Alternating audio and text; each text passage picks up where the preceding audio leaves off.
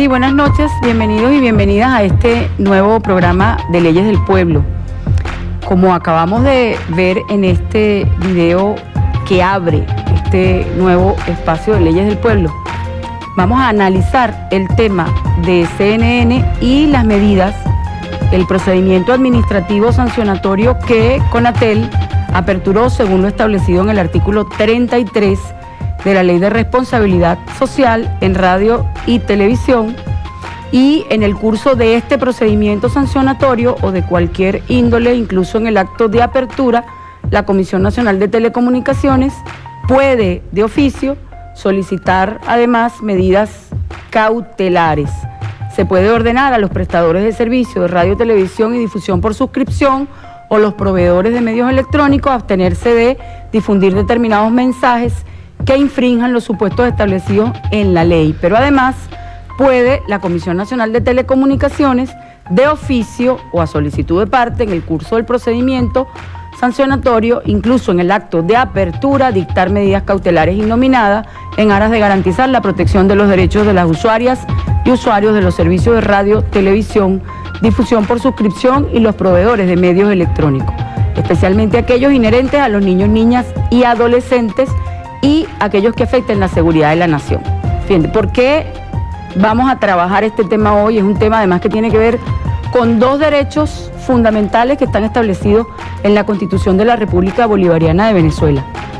Pero no lo vamos a analizar solamente desde la visión constitucional, sino además las implicaciones políticas que tiene un tema como tan problemático incluso en algunos espacios, como es el tema de la libertad de expresión y el derecho a la información. Estamos hablando de los artículos 57 y 58, pueden hacer uso de la Constitución porque vamos a estar trabajando este tema además, y para profundizarlo invitamos al analista político, pero además analista de medios. Eso es muy importante, ¿verdad? Que es Alberto Aranguibel, el invitado de hoy, un invitado además que yo tenía tiempo pendiente de que Alberto viniera al programa porque hay temas muy importantes, pero el tema de los medios es un tema además sensible, Alberto. Quiero, además de darte la bienvenida, invitar a nuestros usuarios que nos sigan por las cuentas que ponemos a su disposición, habitualmente numeral Leyes del Pueblo, que es la etiqueta, y las cuentas @BTV Leyes, @MDíazBTV, @BTV Canal 8. Y @soy Aranguibel. Y @soy Aranguibel. No voy a decir el mío porque el mío es medio complicado, pero algunos que me conocen saben cuál es mi Twitter personal. Pero ahí nos defendemos. Ahí nos defendemos. Con el tuyo ahí vamos hacia adelante, y con los del canal. Fíjate, Alberto, cualquiera pudiera pensar que el tema de CNN es un tema de restricción a la libertad de expresión o negar el acceso a la información por parte del gobierno. Yo no creo que el problema sea tan simple. Yo creo que hay unas implicaciones que además son muy peligrosas porque se está tratando de dibujar un escenario internacional a través de un supuesto que CNN está acostumbrada a hacerlo. Hay estudios incluso que prueban cómo CNN moldea a la opinión pública mundial, sirve de avanzada ideológica para justificar los conflictos contemporáneos. De hecho, hay una tesis que la pueden ubicar a partir de 1991, que es el efecto CNN. ¿Por qué? Porque, bueno, ellos lanzan la primera piedra cuando se quiere permear a la opinión pública y colocar un tema determinado, y con eso presionar incluso a los gobiernos a tomar decisiones de carácter militar. ¿Qué en realidad hay detrás del tema de este procedimiento administrativo sancionatorio contra CNN? ¿Qué crees tú, Alberto? ¿De cuántas horas disponemos para esta primera preguntita que tú acabas de hacer? Disponemos de 1 hora, okay, pero 2 cortes. Bueno, ahí vamos. Fíjate, es que planteaste cosas interesantísimas, todas. Vamos a tratar de darle un orden lógico para la comprensión de las usuarias y usuarios. Yo me siento muy honrado, muy contento además de estar aquí, precisamente por eso, porque este es un programa que desentraña toda esa rigurosidad, acartonamiento, inescrutable del lenguaje de las leyes para ponerlo al servicio del pueblo. Creo que es un gran logro de la revolución que tú estés aquí con esta cátedra maravillosa. Gracias. Y en ese sentido, entonces, es pertinente que hablemos de esto. En primer lugar, de la significación que tiene para la sociedad la libertad de expresión hoy en día y el derecho a la información. Eso es un hecho intangible, un bien, un activo intangible para la sociedad, pero de mucha importancia, de mucha relevancia, en un proceso revolucionario como este, que depende fundamentalmente de la comunicación de la idea emancipadora de la propuesta bolivariana que nos trajo el comandante Chávez. Es decir, se necesita el instrumento comunicacional como ninguna otra herramienta, o antes que cualquier otra herramienta. El asunto de la libertad de expresión debe ser colocado en su justo lugar. Nunca se ha irrespetado en revolución esa idea, porque al contrario, es la revolución quien viene a redimir al ser humano a partir precisamente de su exclusión de esa posibilidad en la sociedad de la participación y el protagonismo que se consagra en la Constitución de Venezuela a partir de la nueva visión que hay constitucional planteado por el chavismo. Entonces, ¿qué es lo que sucede con esto? Fíjate, en los grandes, tú lo sabes, pues lo puedes explicar con más detalle aquí, postulados de los derechos universales del ser humano. La visión liberal. Está contemplado el derecho al acceso a la información y la libertad de expresión. Por ahí en el puesto 21, 19, 20 o 21 de todos esos instrumentos de los derechos universales de la gente. El derecho a la vida, el derecho a la alimentación, el derecho a la educación, todos esos derechos inherentes a las necesidades básicas del ser humano están colocados en primer lugar, que son los que preserva o debe preservar toda sociedad avanzada, civilizada hoy en día, y que defiende fundamentalmente la revolución bolivariana, que inspira hoy a los grandes movimientos sociales en el mundo.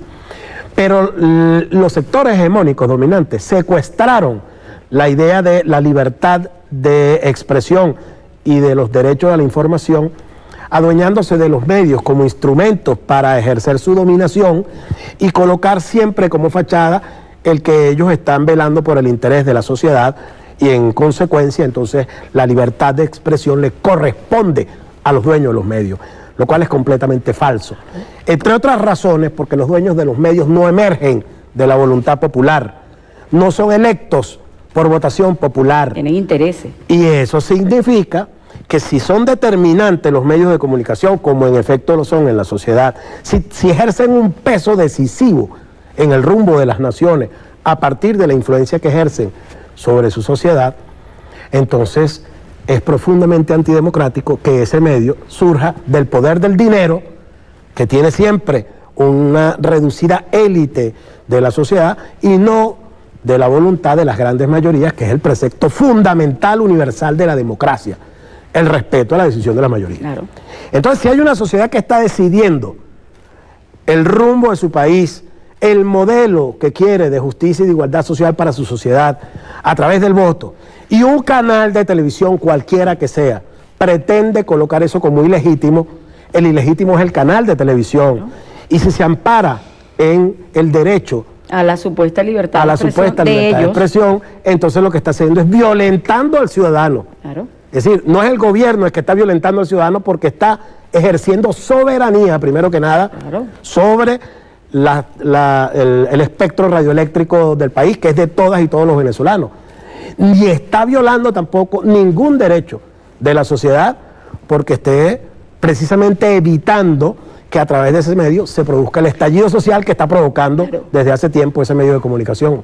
Yo voy a hacer una pregunta que frecuentemente la escuché, sobre todo de gente de oposición, porque a decir verdad uno tiene que leerlos para poder después construir argumentos que permitan desmontar, sobre todo las mentiras que algunos de sus especialistas se encargan de regar, difundir a través de redes y a través de los artículos de opinión.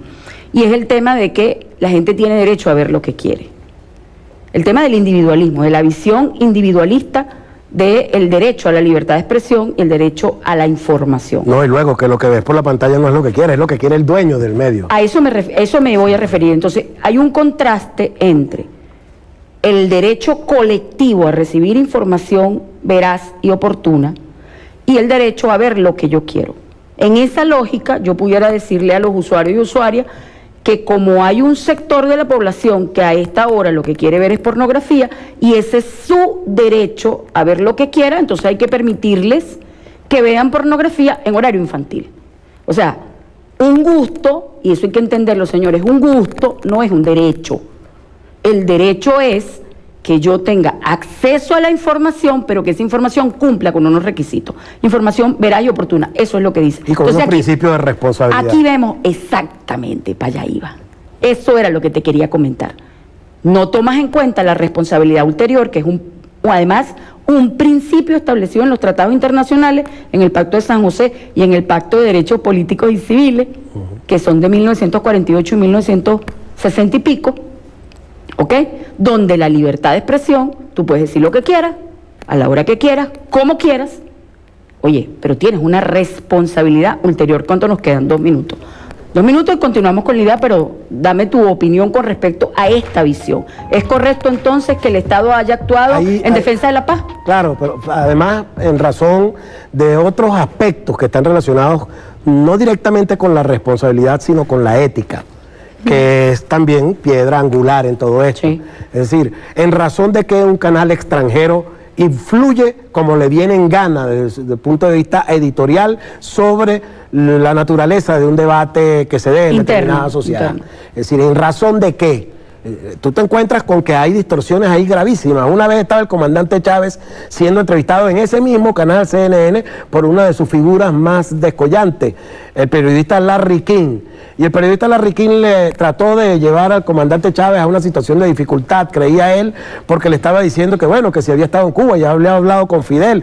Y Chávez le dijo, ¿cómo no? Sí, Fidel. Le dice, pero Fidel es comunista. Le dice, sí, ese es amigo mío. Pero ¿cómo hace amigo suyo si es comunista? Bueno, porque hay unos principios que no tienen nada que ver con nuestra cultura, con nuestras necesidades, con nuestra realidad, que a los norteamericanos, en su sociedad aterrada por todas las décadas de anticomunismo que le han sembrado desde las élites dominantes para tratar de mantenerlos a ellos desmovilizados en función de sus pretensiones de dominación imperial, ellos tienen una idea de que esa es la única nación en el mundo que cree que existen los alienígenas, que ellos tienen en una base en un desierto de Sonora, por allá es lo que llaman ellos el no sé cuánto 54, una cosa que es subterránea. Ellos creen que tienen ahí un marcianito que guardaron ahí ese tiempo. Ellos creen que los comunistas se comen los niños, es decir, y lo creen, además, lo profesan como fe.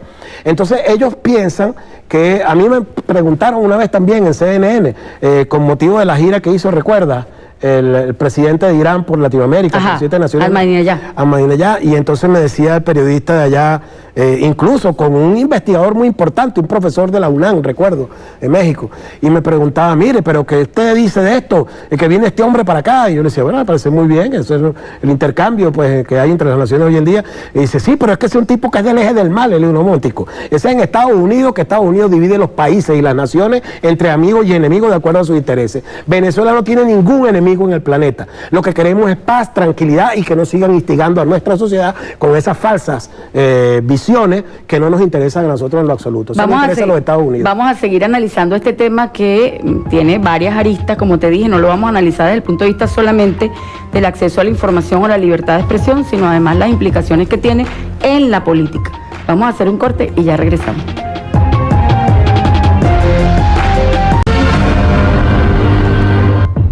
Fíjense, yo sigo insistiendo que el tema no lo podemos ver circunscribir solamente al tema específico de la violación de la libertad de expresión, porque tiene otras implicaciones. ¿Qué significa que CNN haya tenido o tenga como objetivo de guerra Venezuela? Eso no es cualquier cosa, y les voy a explicar por qué. En 1991, después que los gringos se dan cuenta, el estamento militar norteamericano se da cuenta que pierde la guerra de Vietnam por un problema, porque no pudieron vencerla en la opinión pública, porque los periodistas se fueron directamente a donde estaban ocurriendo los hechos y retrataron las imágenes dolorosas de la gente sufriendo los rigores de la guerra. Eso impactó a la opinión pública. Y el pueblo norteamericano no comulgó con la forma en que ellos estaban haciendo esa masacre. Y pierden la guerra primero en la opinión pública. Los mandos militares norteamericanos se dan cuenta de esto, Alberto, y diseñan una estrategia. Esa estrategia se aplica por primera vez en la Guerra del Golfo, 1991. Hay un escrito de un periodista de apellido Shapiro en el New York Times, donde revela la estrategia. Y es que los mandos militares se llevan a los periodistas, eso se llama empotramiento. Se llevan a los periodistas y manejan ellos la noticia en el campo. Es decir, manipulando la visión que desde la televisión o desde los medios tenemos del conflicto. Incluso desde antes, claro, de los acontecimientos. Porque ¿qué pasa? Ahí quiero que me lo expliques. Llevan a los periodistas a determinadas localidades. Exactamente. Solamente tienen acceso a determinados espacios en función de la supuesta seguridad que ellos están salvaguardando a esos periodistas. No les permiten que vayan a ver las atrocidades que está cometiendo el ejército norteamericano, sino lo que se produce de manera puntual en algunas otras zonas que ellos tienen incluso premontadas. Es decir, hay un escenario con escenografías perfectamente calculadas permanentemente en esto. ¿Por qué? Porque el gran emporio de los medios de comunicación hoy en el mundo, que se reúnen en 10 grandes grupos que hoy por hoy están siendo reducidos casi, como tú lo acabas de decir, a 4 o 5 grandes megagrupos gigantescos, donde se están además nucleando factores no comunicacionales, fundamentalmente, que tienen que ver con toda esta guerra. Es decir, tal como yo lo sostengo en mi artículo del lunes, yo lo desarrollo en el Correo del Orinoco, el asunto del requerimiento de la sociedad hoy en día, de cuáles deben ser los acontecimientos políticos. La sociedad cree que está asistiendo a un proceso de información, y eso es completamente falso. Es decir, ya información como tal no existe en ninguna de estas corporaciones, porque ellos están sirviendo de asiento al modelo capitalista, necesitan construir una realidad que ayude a que la sociedad sea proclive a las bondades de como lo venden ellos, de ese modelo neoliberal capitalista que promueve todas esas guerras fratricidas, esos genocidios que desatan los Estados Unidos en el mundo, precisamente para ejercer su dominio sobre el planeta y hacerlo aparecer como que no es tal, sino como que está resolviendo problemas. Ese proceso escenográfico para justificar la guerra, para hacer que las sociedades pidan las guerras, para que las anhelen, y entonces cuando se produzca el estallido y con ello la invasión de los ejércitos norteamericanos, aparezca como una salvación, como los héroes que vienen del cielo. Lo que sucedió en Irak. Con eso se apoyan en la narrativa de Hollywood. Todas las películas de Hollywood hoy por hoy son propaganda de reforzamiento de toda esta estrategia de desmovilización universal que adelanta el imperio a través de toda esta megaestructura comunicacional, en la que tú ves, por ejemplo, la fusión ahorita de CNN con AT&T. AT&T fue en esos años, como tú dices, un poco antes, en los años 70, fue la empresa que determinó, por ejemplo, el golpe de Estado contra Allende en Chile en 1973. Esa empresa, como está corroborado en infinidad de documentos oficiales que han sido desclasificados en los Estados Unidos, fue la empresa que dirigió todo el proceso empresarial de saboteo a la economía, de generación de escasez artificial, de inducción de manera también artificial de procesos inflacionarios indetenibles ahí en esa nación para provocar el estallido social y luego con ello el apoyo a las fuerzas militares desde el punto de vista tecnológico, etcétera. Esa empresa acaba de fusionarse con CNN y detrás de ello hay infinidad de empresas. Toda empresa, para que lo sepa la gente, cualquier empresa para que funcione necesita desde el punto de vista primero legal y luego desde el punto de vista estructural que tenga una junta directiva. Si no puede funcionar, tiene que tener una junta directiva. Esa junta directiva obedece a una junta de accionistas. Hace lo que dice la junta de accionistas. Y eso, que es ley universal en el mundo empresarial, aquí se cumple perfectamente. Bueno, quienes integran la junta de accionistas de CNN, AT&T, son nada más y nada menos que los Rockefeller. Son los dueños de grandes consorcios armamentistas, empresas bélicas que son fabricantes de armas, de tanques de guerra, etcétera. Son la gente de Goldman Sachs, la gran banca que financia todos estos procesos de desestabilización en el mundo. Son la gente también que está metida en no solo la banca, déjame que yo tengo ellos son acá, en la ExxonMobil. Exactamente. La gente petrolera. La gente petrolera, es decir, ellos necesitan desestabilizaciones en aquellos regiones países donde que les ellos pueden interesan potencialmente aprovecharse de los recursos naturales. Bueno, y entonces para eso necesitan ser accionistas de empresas como esta, que son, como digo, las que soportan hoy por hoy ese modelo neoliberal capitalista, porque es el que hace que la sociedad crea que ese universo que ellos presentan es el real, y no el que está acomodado de acuerdo a las necesidades de esos intereses poderosísimos que están detrás de esas corporaciones. Entonces, ciertamente, el reto que tiene la sociedad es no adecentar el proceso informativo, como lo está diciendo el director general de Colatel, Andrés Eloy. Me excuso contigo y con la audiencia por la tos, porque vengo levantándome para venir a este programa de un reposo clínico. Te lo agradezco mucho. Pero en este caso en particular, no se trata del asunto de la diferencia que tengamos desde el punto de vista político o ideológico. Se trata de un aspecto mucho más a fondo, mucho más allá, que es el de ir sembrando en una nación las posibilidades de un estallido social. Es decir, esta gente está generando las posibilidades de una guerra en Venezuela. Las condiciones, porque fíjate cualquiera lo siente hoy en día. Hoy en día en la calle, cuando tú te atraviesas con alguien, hay algún tropezón o hay alguna diferencia en una panadería, la respuesta que tú encuentras es una cosa violenta que nunca ha habido. De crispación. No, y es una cosa que te quieren ya brincar encima y comerte. A propósito de eso que tú estás comentando, yo quiero pedir el video que tenemos del ministro Ernesto Villegas, porque el ministro hacía precisamente ese señalamiento. Vamos a ver si podemos ver entonces ese video. Como toda propaganda de guerra, esta busca la desarticulación de nuestras sociedades. Un país sometido a propaganda de guerra es un país sometido a la siembra de angustia, siembra de incertidumbre, siembra de desconfianza de la población hacia sus autoridades, siembra de desconfianza de la población hacia su existencia misma como nación. Por eso la respuesta debe ser una respuesta integradora, que solo se consigue reduciendo los niveles de incertidumbre y con mayor información. Por eso la contraofensiva que desde el campo de la comunicación nosotros debemos llevar adelante tiene que ver con lo que hemos acabado de ver: aportar la mayor cantidad de datos posibles para que el ciudadano común pueda discernir entre lo que es falso y lo que es verdadero, entre el contexto y los orígenes de lo que se ha venido vendiendo como una verdad. A propósito de CNN, vamos a revisar acá, y lo van a ver ustedes allá, a través del portal web de Noticias 24, la siguiente información. Es periodista de CNN, afirma que el gobierno de los Estados Unidos le paga para publicar noticias falsas. Esto fue en la época de Obama. Entonces tenemos allí a Ámbar León, ex periodista de CNN, en una entrevista hecha en septiembre del año pasado, decía que la cadena de televisión era pagada por el gobierno de los Estados Unidos, es decir, cuando estaba Obama, y distintos gobiernos extranjeros, a su juicio, cada día llamaban para saber cómo proceder con el noticiero e informar selectivamente ciertos eventos.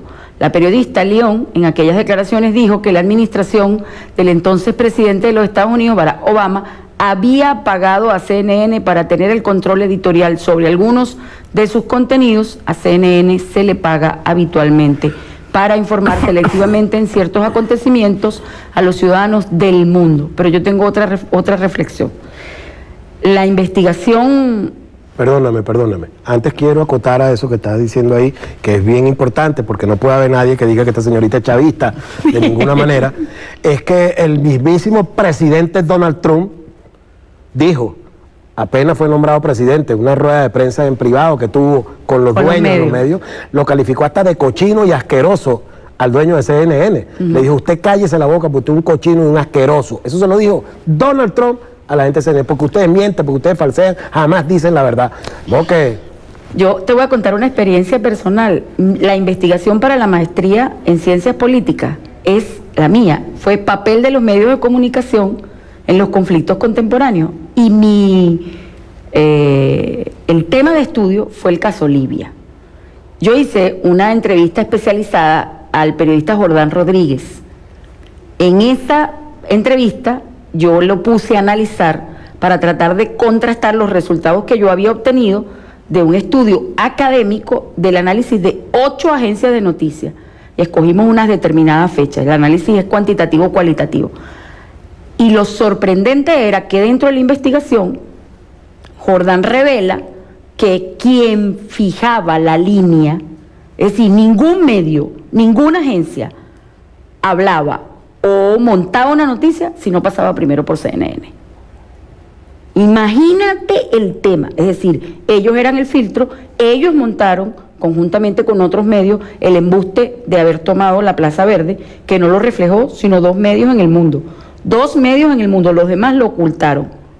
Entonces, entendiendo que son parte del entramado militar norteamericano para hacerse del poder en un país determinado, es decir, sabiendo la influencia que tiene los medios de comunicación, sobre todo CNN, a través de lo que te acabo de relatar, de cómo falsean y cómo montan ollas, es decir, lo menos por un tema de soberanía que tenía que hacer el Estado era proteger a la población. Pero hay algo adicional también en este tema en particular, y es la diferencia que tenemos que establecer entre el periodista y el medio. Pues son 2 cosas completamente distintas.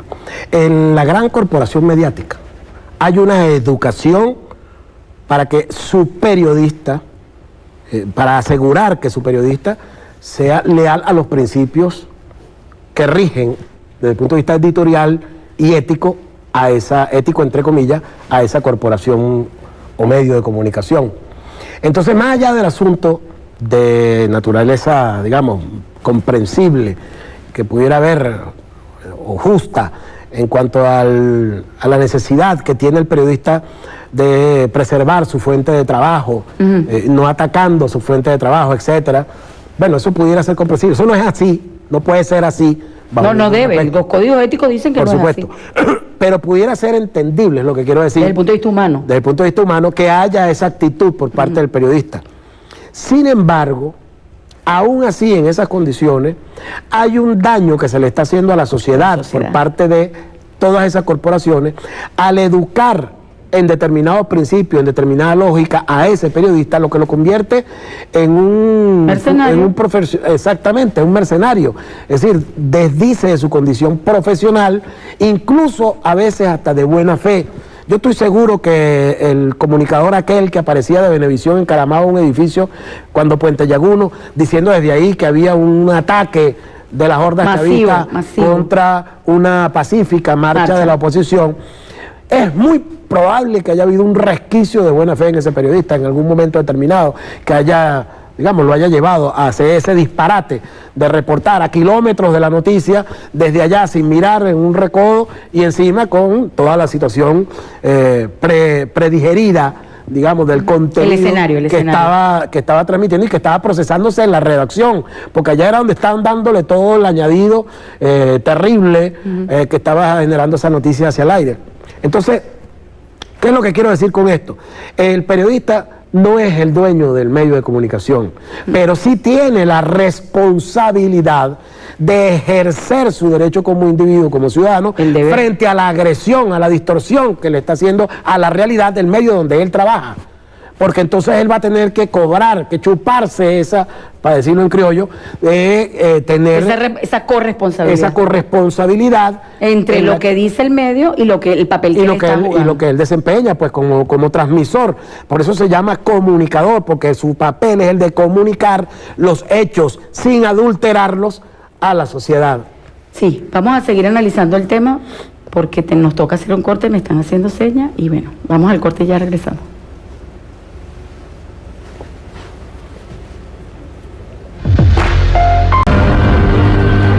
Fíjense, el día miércoles el portal web de RT Noticias publicó la siguiente nota de prensa. La Cancillería rusa anuncia un proyecto para desmontar noticias falsas de medios extranjeros. Así lo dio a conocer la portavoz de la Cancillería rusa, María Zaharova, quien señaló también que el número de noticias falsas y otras desinformaciones provenientes de fuentes extranjeras en contra de Rusia y su política exterior ha alcanzado tal magnitud que requiere un enfoque serio y sistemático para su refutación. Por otro lado, Zaharova manifestó que un buen ejemplo es el caso del informe que publicó Atlantic Council, Ataques indiscriminados de Rusia en Alepo, informaciones que acusan al ejército sirio del uso de armas químicas y bueno, pare usted de contar. Eso es lo que se conoce en comunicación política, Alberto, como un war room. Nosotros hace un año recomendamos la creación de un war room. ¿Qué significa esto? Un cuarto de guerra. En comunicación política, tú encargas a un equipo especializado de hacer análisis permanente y dar respuesta inmediata de ese tipo de estrategias. ¿Por qué? Porque entendemos además que el trabajo del ministerio como tal, dentro del punto de vista además burocrático, en el mejor sentido de la palabra, a veces no da tiempo a que la respuesta sea lo más eficientemente posible. Entonces, tienes que tener a gente pensando, lo que se conoce como los tanques pensantes, permanentemente. Bueno, Rusia está clarita en que ese es el camino. Lo entienden porque además saben, porque han sido víctimas del bullying mediático, como lo está haciendo Venezuela. Yo creo que nosotros tenemos que estudiar la pertinencia de ejercer acciones como lo que está haciendo Rusia, porque yo le he dado un nombre. Estos tipos están montándonos en la olla para justificar una invasión como sucedió en Irak y como sucedió en Libia. Y que les importa muy poco. No les importa. Que quede al descubierto, que quede velado, eso les importa muy poco porque obviamente parte de todo este fenómeno es la prepotencia y la arrogancia contra el mundo. Es parte de precisamente esa supremacía que quiere ejercer los Estados Unidos de manera imperialista en el mundo. Pero fíjate, sí, eso tiene varias aristas, tiene varios aspectos. Yo he llamado a esa iniciativa que la he planteado con mucha preocupación desde hace muchos años. Lo digo aquí en público, pero lo he dicho también en todos los escenarios donde yo me muevo, he escrito al respecto y lo he dicho en el mismo MINSI desde hace muchos años. En Venezuela, este proceso revolucionario tiene que trascender sustantivamente el nivel de ejercicio, de desempeño del Ministerio de Comunicación e Información para alcanzar el nivel del laboratorio de investigación comunicacional, porque es una responsabilidad que tenemos universal. Si algún espacio queda en el mundo entero donde es posible plantearse una iniciativa de esta naturaleza, es un escenario revolucionario como el venezolano, con los recursos de los que disponemos para ello, con el talento del que disponemos para ello, pero fundamentalmente con la experiencia que hemos venido acumulando para ello. Nosotros necesitamos entender que no podemos ser en la revolución simples informadores de la gestión o logros del gobierno y traducir entonces todo eso en algunas cuñas de publicidad de algunos ministerios. No es ese el rol que nos corresponde en la historia en este momento. Yo creo que será la petición del presidente Chávez. Claro, permanentemente lo planteó un poco en esa dirección. Yo lo he llamado así, pues un laboratorio de investigación comunicacional en lo que han coincidido muchos de los grandes pensadores en Latinoamérica en este tiempo, como Fernando Buenabad, nuestro buen amigo con el que hemos debatido mucho esta idea, y mucha otra gente en Latinoamérica. Es una responsabilidad que tenemos. ¿Pero por qué? Porque el ciudadano común no tiene herramientas para percibir hasta dónde llega la garra de toda esta felonía por instaurar esta dominación planetaria por parte del imperio norteamericano. Y pudiera pensar en términos generales que nosotros estamos hablando de fantasmas que estamos viendo cuando hablamos de imperialismo. O si la culpa de la crisis, bueno, te lo voy a decir en dos líneas. El señor Capriles dijo que por haber eliminado de la parrilla de programación a CNN no se iba a solucionar el problema de la crisis. No, él pidió huevo y leche, que es lo que él siempre pide. A mí me extrañó mucho eso. Él siempre dice que con eso no van a venir los huevos y la leche. Entonces, pero bueno, ese es su problema, lo que él demanda. El asunto es ahora hasta dónde nosotros debemos trabajar para ayudar al presidente Maduro a que esta acción no se quede solamente en, bueno, esto que ya es más que una gran avanzada, que es el suprimir cautelarmente una señal que nos está haciendo daño, que nos está agrediendo, que está violentando nuestro Estado. Y está violentando el derecho que tenemos a la paz. Exactamente. Fíjate, por ejemplo, cualquier aspecto que tú ojees. Yo, por ejemplo, ahorita me metí a buscar... tú te metes ahí en internet, busca en Google, censura en Venezuela. Yo busqué Chávez y la comunicación. Lo primero que me apareció fue censura en Venezuela. No tuve que buscar la expresión. Puse Chávez y la comunicación porque íbamos a hablar de esto. Me aparece en Wikipedia. Wikipedia es la nueva enciclopedia universal que ha puesto a funcionar, precisamente activando toda esta gran red también de control, de dominación de la sociedad, que es Internet, que está en manos de los Estados Unidos. Están los grandes servidores, están allá, todos los grandes consorcios y empresas que manejan Internet están en Estados Unidos, y por eso ellos hablan de la libertad, buscando que, por ejemplo, en China permitan que haya Internet, pero la norteamericana, no la china, que haya en Cuba, que haya en Rusia, etc. Ellos lo que quieren es alcanzar el planeta entero, una vez más, usurpando los derechos de la ciudadanía en el mundo entero. Entonces, fíjate, aparece en esta nueva enciclopedia de las élites dominantes que se llama Wikipedia, censura en Venezuela. Entonces dice: la censura en Venezuela se refiere a todas las acciones que se pueden considerar como supresión de la libertad de expresión en el país. Lo están dando como un concepto. ¿Qué es lo que sucede con esto? Te voy a seguir leyendo. La ONG de origen francés, en su informe anual de 2013, Reporteros Sin Fronteras, ubica al país en el puesto 117 de 179 evaluados respecto al grado de libertad de prensa existente, publicado por los mismos periódicos de ellos y de acuerdo a los mismos criterios. Y las mismas ONG que son financiadas por el gobierno norteamericano. Afirmando que varios medios de comunicación han sido cerrados arbitrariamente, sin explicar cuáles ni cómo es la cosa, y que el año anterior habían sido al menos 170 casos denunciados de violencia hacia periodistas. Que cuando tú revisas el detalle vas a encontrar que me miró fue un ministro, que Chávez me dijo que yo era no sé qué cosa. Entonces esos son agresiones. La ONG estadounidense Human Rights Watch estableció que durante el gobierno del presidente Chávez y ahora durante la presidencia de Nicolás Maduro, la acumulación de poder en la rama ejecutiva, dice aquí... Ese es el cuento, para hacer el contexto. ¿Nos queda cuánto? Nos quedan 2 minutos. Ese es el cuento, Alberto, de que el poder, la hegemonía de los medios de comunicación está de parte del Estado. Bueno, sí, eso era lo que iba, ¿no? Yo me lo imagino, yo me lo imagino porque lo he escuchado. Dicen que los medios de radiodifusión pueden ser censurados están en manos. Critican al gobierno. Sí, ¿qué te parece? Por eso es que está cerrada, por eso precisamente es que tiene un procedimiento abierto RCR 750 que todos los días llama a un golpe de Estado en este país. Bueno, fíjate, ¿qué es lo que quiero decir con esto? ¿Qué es lo que quiero decir con esto?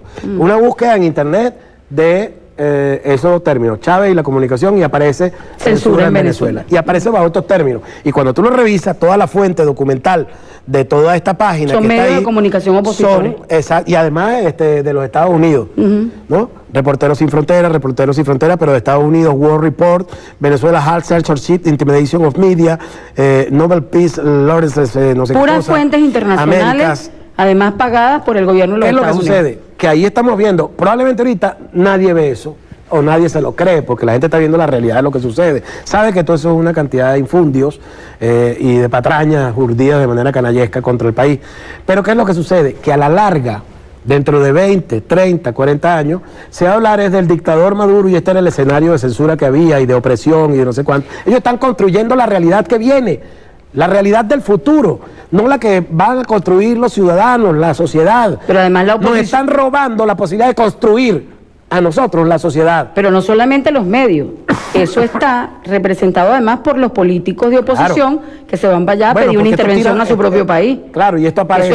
Eso es menos que traición a la patria. Y en las universidades, cuando tú vas a ver, ahí están los profesores que ellos simplemente tachan la presidencia de Chávez, la desaparecen de la currícula, ellos no hablan de eso, te lo dicen en clase, como me han reportado mucho a mí, estudiantes que dicen, bueno, por eso le preguntamos que por qué cuando están enumerando los presidentes de Venezuela se salta a Chávez, y dice, bueno, porque a mí no me da la gana que ese tipo haya sido presidente.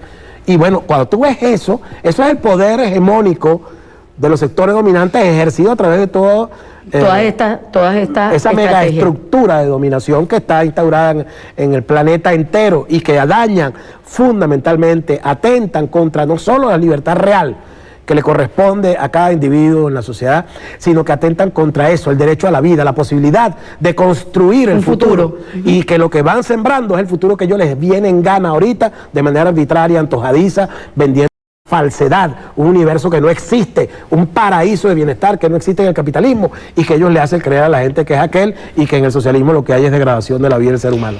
Alberto, te agradezco enormemente, sé que no te sentías bien, que te paraste para atender el llamado a este programa, ¿no? El placer es mío. Y a ustedes, bueno, nos despedimos, este tema da para mucho más, nos quedaron por allí en el tintero algunos otros tópicos que Cuando guste vamos a poder desarrollarlo, porque el tema de la comunicación es transversal a la vida del hombre. Estamos a la orden. Gracias, muy amable. Gracias. Nos despedimos entonces hasta la semana próxima, Dios mediante y la Virgen, como siempre digo.